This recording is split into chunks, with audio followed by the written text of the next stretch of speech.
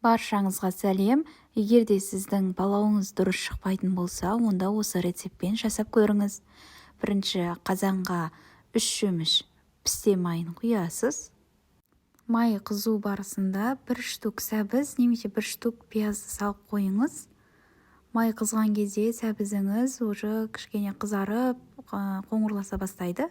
Оны алып тастайсыз да, енді қызып тұрған майға етіңізді салып, жан-жағын қызартып қуырып алыңыз. Енді қазаныңызға 1 дана пиязды ұсақтап турап салып, оны сарғайғанша жақсылап қуырып алыңыз. Егер осы рецептпен жасасаңыз, палауыңыз дәмді болып шығатынына мен сенімдімін. Сондықтан лайк, комментарий жазып қойыңыз және подписация батырмасын басып қойыңыз. Енді 1 ас қасық тұз салып, және 4 дана сәбізді соломка ретінде турап қазаныңызға саласыз.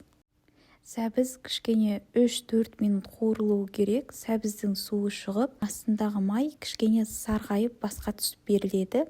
Сол кезде үстіне етті жауып тұратындай су құйып, және қайнаған кезде көбігін алып тастайсыз. Қазандың бетін жауып, жарты сағатқа қойып қоясыз.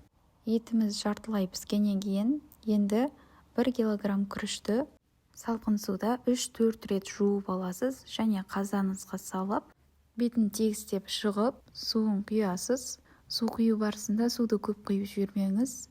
Судың дұрыс мөлшерін білу үшін, суды құйып болғаннан кейін сұқ саусағыңызды ақырын күрішке тигізіп көресіз. Бірінші сызығына дейін келіп тұруы керек. Енді суыңыз тегіз біркелкі қайнауын қадағалайсыз. Су тартыла бастаған кезде пышақпен немесе вилкамен 5-6 жерін тесіп қойыңыз.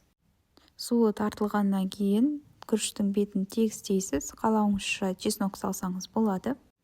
Қазанның керекті суы ғана қалғанын білу үшін қазанның қақпағын жауып 10-15 секунд ұстайсыз да, ашып көрген кезде видеодағыдай болу керек. Ондай қатты сулы болмау керек. Енді келесі қолданылмаған таза пакетті алып, ортасынан бөлесіз де күріштің бетін жауасыз. Барлық жері бітеліп жабылуы керек.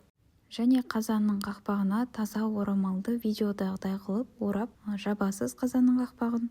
Бір жері ашылмау керек, барлық жері бітеліп жабылып тұруы керек. Енді баяу отта 40 минутқа қалдырасыз.